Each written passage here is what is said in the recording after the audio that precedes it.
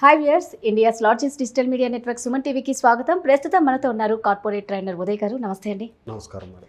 ఉదయ్ గారు, ఇప్పుడు మీ ప్లాట్ఫామ్లో అంటే ఎటువంటి స్టూడెంట్స్కి అయితే మంచి, అంటే ఎటువంటి బ్యాక్గ్రౌండ్ స్టూడెంట్స్కి అయితే మంచి యూజ్ అవుతుంది అంటారు? సో కెరియర్ గ్యాప్ ఉన్న స్టూడెంట్స్ నేర్చేసుకోవచ్చు ఈ కోర్సు. ఏంటంటే జాబ్ గ్రాడ్యుయేషన్ అయిపోతుంది. సో ఎనీ గ్రాడ్యుయేషన్, డిగ్రీ కావచ్చు, బీటెక్ కావచ్చు, బిఏ కావచ్చు, తర్వాత ఎంబీఏ కావచ్చు, ఎంసీఏ కావచ్చు. సో ఇలా ఏంటంటే గ్రాడ్యుయేషన్ అయిపోతుంది, బట్ కెరియర్ గ్యాప్ ఉంటుంది చాలామందికి. సో ఆ కెరియర్ గ్యాప్ ఉన్న వాళ్ళు ఈ కోర్స్ మీద ఒకసారి కనుక చూసుకుంటే వాళ్ళకి మంచి ఆపర్చునిటీస్ ఉన్నాయి.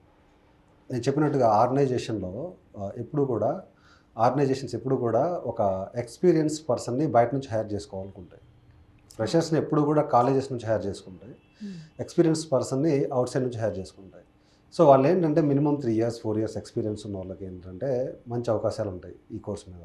సో ఎనీ గ్రాడ్యుయేషన్, సో మీరు స్టడీస్ కంప్లీట్ అయ్యండి, గ్రాడ్యుయేషన్ కంప్లీట్ అయ్యండి, ఎనీ డిగ్రీ అంటే ఎంబీఏ కావచ్చు, ఎంసీఏ కావచ్చు, బీటెక్ కావచ్చు. అంటే మినిమం డిగ్రీ ఉండాలి. మినిమం డిగ్రీ అంటే కొంతమంది ఏమనుకుంటారంటే డిగ్రీ అనుకుంటారు, అంటే మీరు బీకామ్ అది అనుకుంటారు. అలా అని కాదు, ఎనీ గ్రాడ్యుయేషన్. సో ఇక్కడ ఎటువంటి బ్యాక్గ్రౌండ్, అంటే ఐటీ బ్యాక్గ్రౌండ్ ఉందా లేదా అని కాదు, నాన్ ఐటీ బ్యాక్గ్రౌండ్ స్టూడెంట్స్ కూడా నేర్చుకోవచ్చు.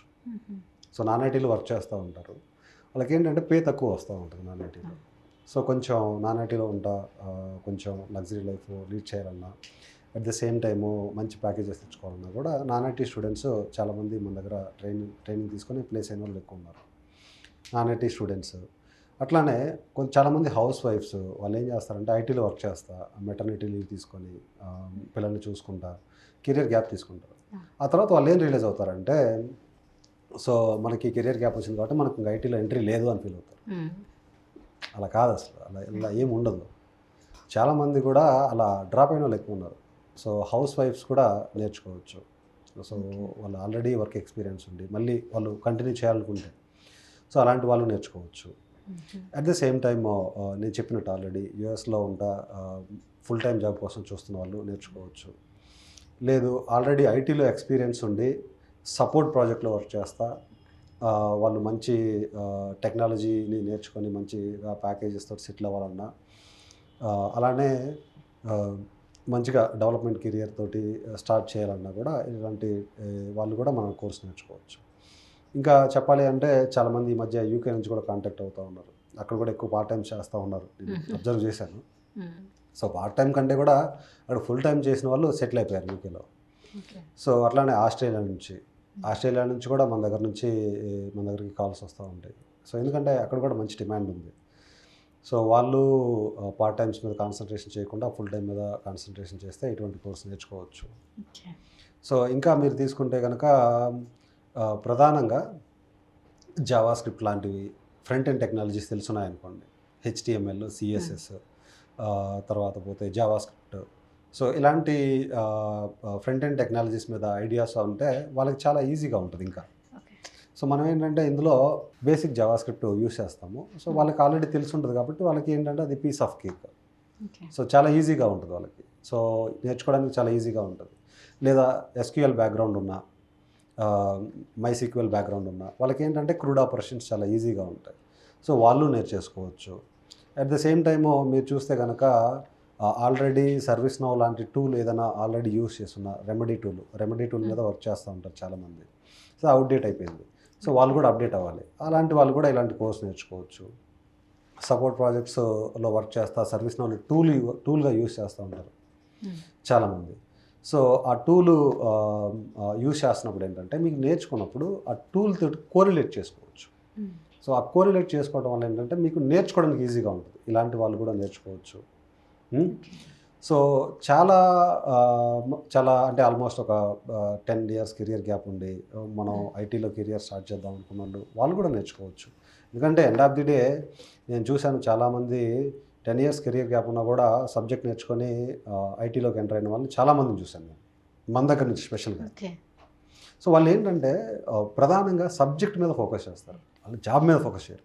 ఇక్కడ ప్రధానంగా ఒక విషయం గుర్తుపెట్టుకోవాలి మేడం, జాబ్ మీద ఫోకస్ చేస్తే జాబ్ రాదు, సబ్జెక్ట్ మీద ఫోకస్ చేస్తే జాబ్ వస్తుంది.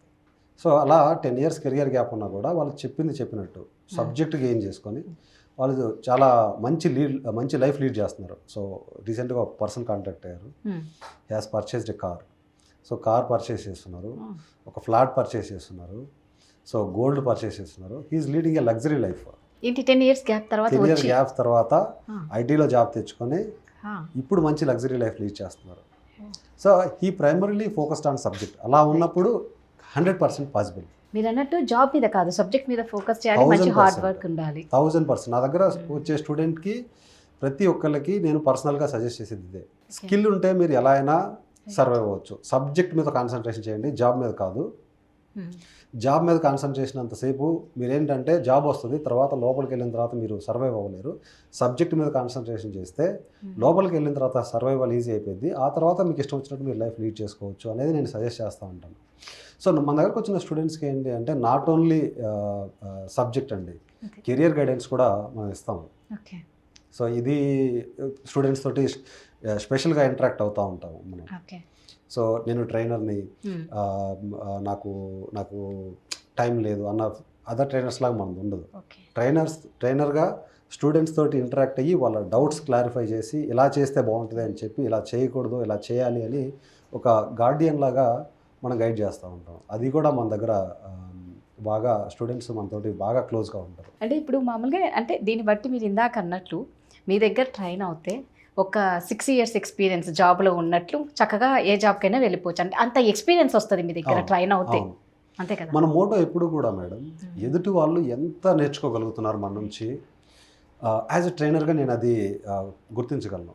స్టూడెంట్ ఎంతవరకు మన దగ్గర నుంచి సబ్జెక్ట్ తీసుకోగలుగుతున్నాడు, మనం ఎంత సబ్జెక్ట్ ఇస్తున్నాము అనేది మనకి ట్రైనర్ మోటో ఎప్పుడు ఎలా ఉండాలి అంటే ఎలా చెప్తే ఎంత బాగా చెప్తే స్టూడెంట్కి రీచ్ అవుద్ది అనే మోటోతోటి ట్రైనర్ ఎప్పుడు టీచ్ చేయాలి. సో ఆ మోటోతో మనం టీచ్ చేస్తాము. సో సబ్జెక్ట్ కూడా చాలా డెప్త్గా చెప్తాం మనం. అలానే స్టూడెంట్స్ తోటి ఇంటరాక్ట్ అవుతా ఏది చేస్తే బాగుంటుంది, ఎలా చేస్తే బాగుంటుంది, రెజ్యూమేలో ఎలా చేస్తే బాగుంటుంది అనేది మనం పర్సనల్గా మనం సజెస్ట్ చేస్తూ ఉంటాం. కాబట్టి మనకి రెఫరల్స్ ఎక్కువ ఉంటారు, చాలామంది కూడా మనకి రెఫరల్స్ ఎక్కువ. సో స్టార్టింగ్లో ట్రైన్ అయిన స్టూడెంట్స్ ఉంటారు చూసారా, వాళ్ళు రిఫర్ చేస్తా. సో అలా ఇప్పుడు ఈరోజు చాలా ఆల్మోస్ట్ ఒక 5000 స్టూడెంట్ వరకు ట్రైన్ చేస్తున్నాను. 5000 స్టూడెంట్స్కి మీరు ట్రైన్ చేశారు. సో నేను చాలా హ్యాపీగా ఫీల్ అవుతున్నాను. అనుకున్నారా మీరు ఇది పెట్టినప్పుడు మినిమం నేను ఈ ఇయర్స్లో ఇంతమందికి నేను పక్కా ట్రైన్ చేయగలుగుతాను ఇంతమందిని? నేనైతే 1000% సక్సెస్ అవ్వగలుగుతాననే నమ్మకం నాకు ఉండింది మేడం. నేను ఆ రోజు ఆ ఉద్దేశంతో నేను ప్రాపర్గా క్వాలిటీగా సబ్జెక్ట్ డెలివరీ చేయగలను, ప్రాపర్గా వాళ్ళకి సబ్జెక్ట్ డెప్త్గా ఎక్స్ప్లెయిన్ చేయగలను అనే నమ్మకంతో నేను దిగాను.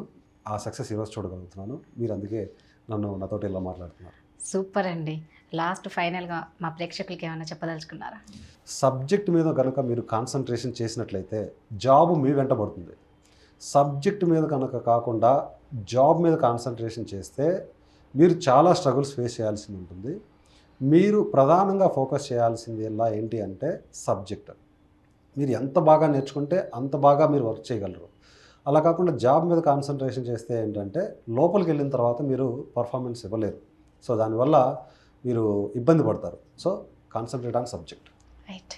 థ్యాంక్ యూ సో మచ్ అండి. మంచి మంచి విషయాలన్నీ మాతో షేర్ చేసుకున్నారు. మీ వాల్యుబుల్ టైం మాకు కేటాయించినందుకు thank you so much. Thank you very much madam.